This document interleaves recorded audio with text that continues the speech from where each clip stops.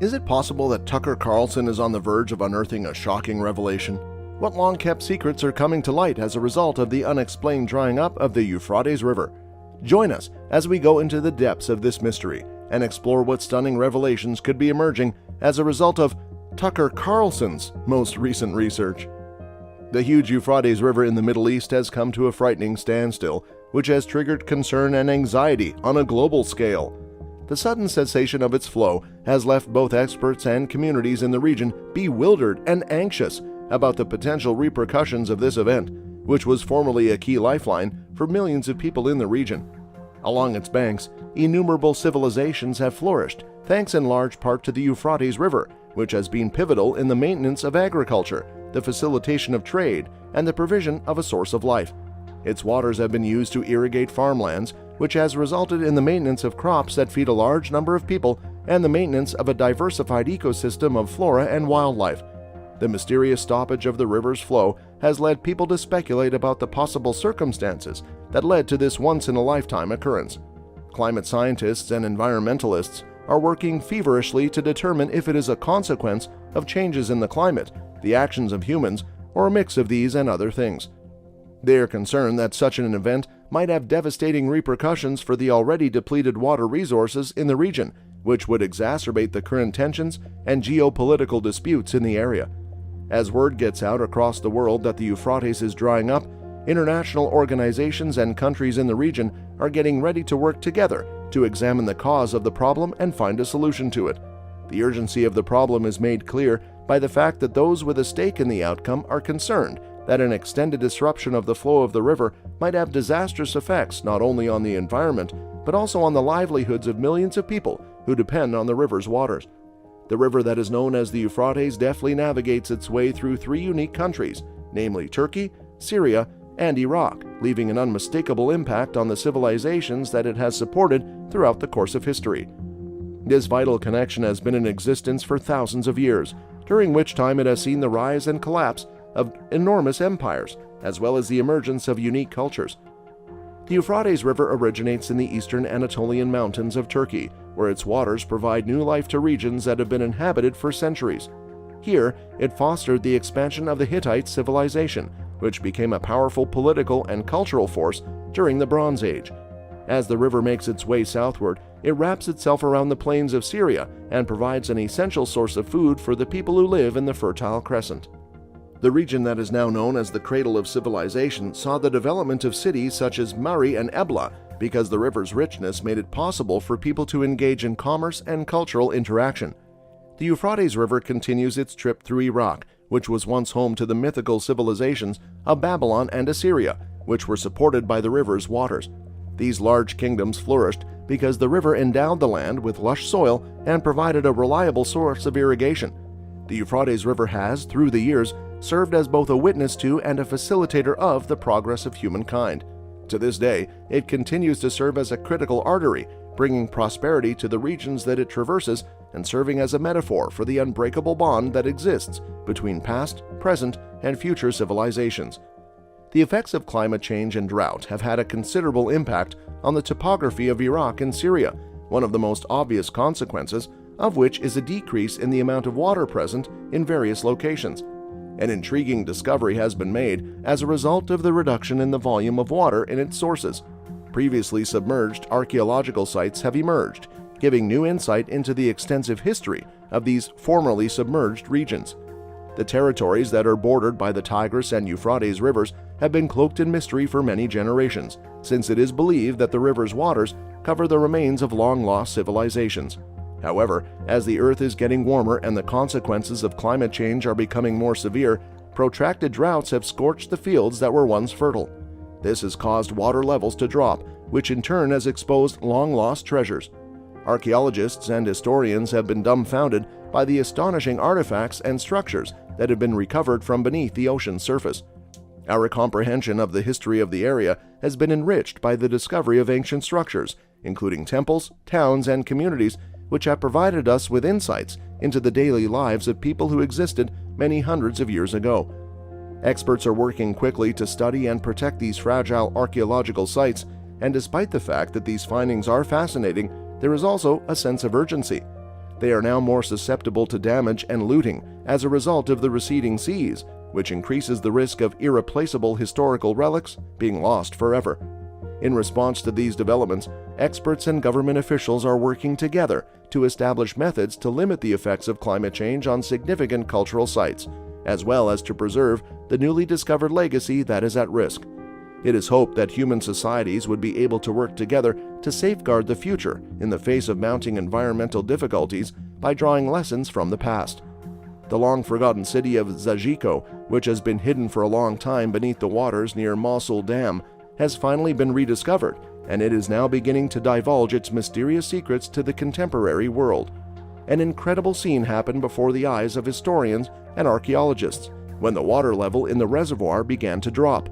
The relics of a once mighty civilization that had been dormant for ages were unearthed and revealed in all their splendor.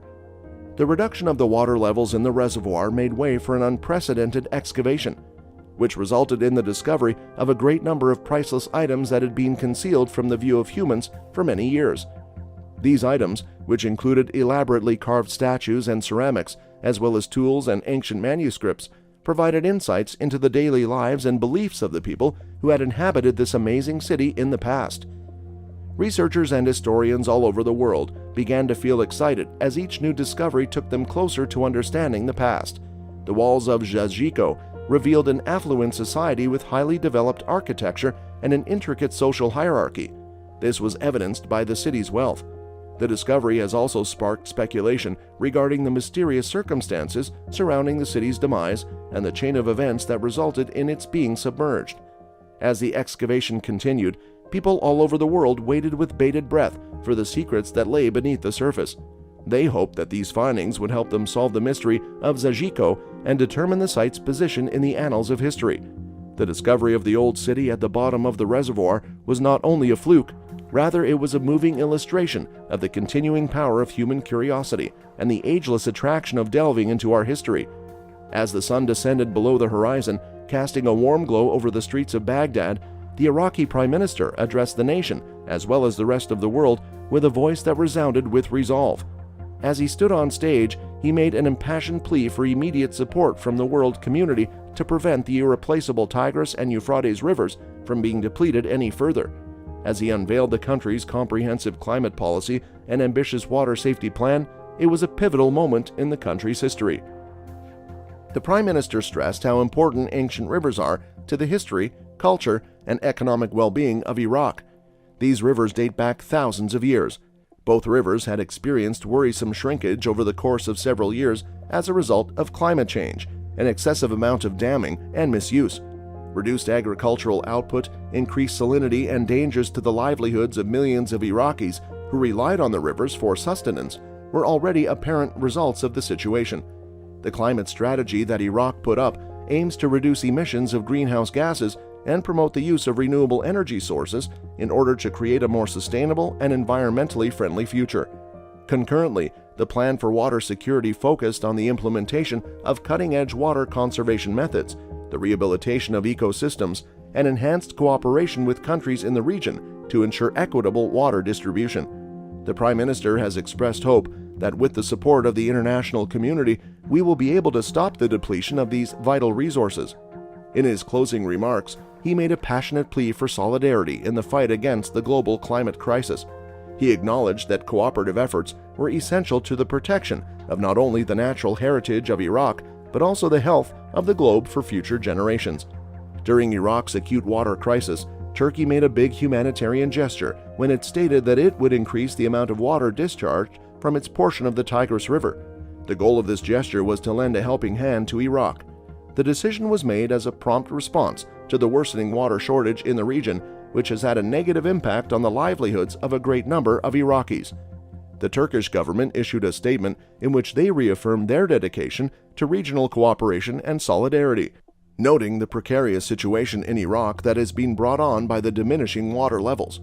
Turkey hopes that by increasing the water discharge, it will be able to relieve some of the pressure that is currently being placed on Iraq's water supplies, so bringing some much-needed relief to its neighboring nation.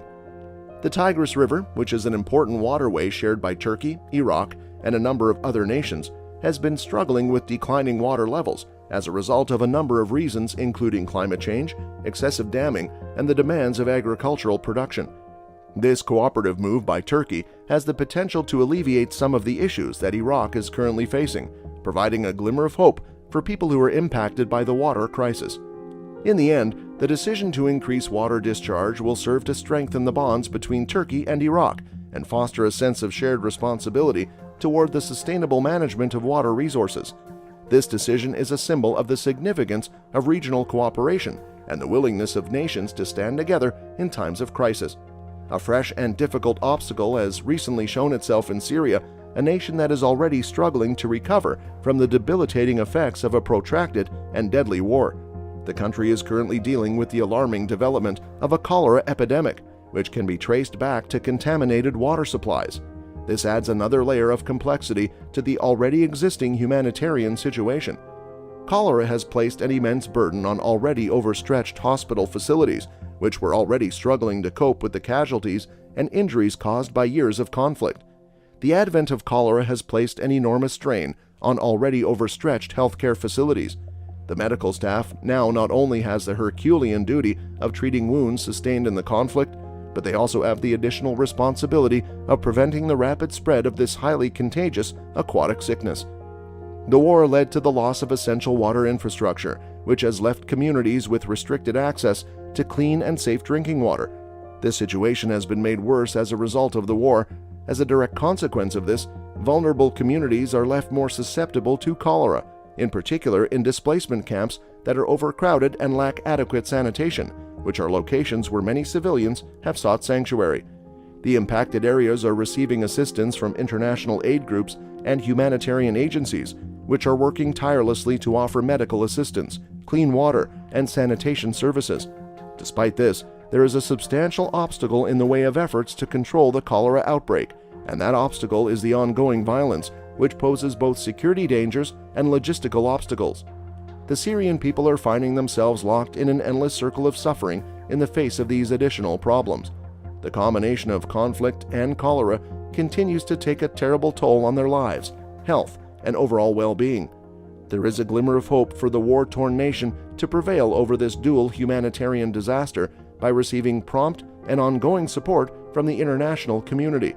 This support is essential in order to handle the immediate medical demands and repair the water infrastructure. Thanks for watching. Kindly subscribe to our channel.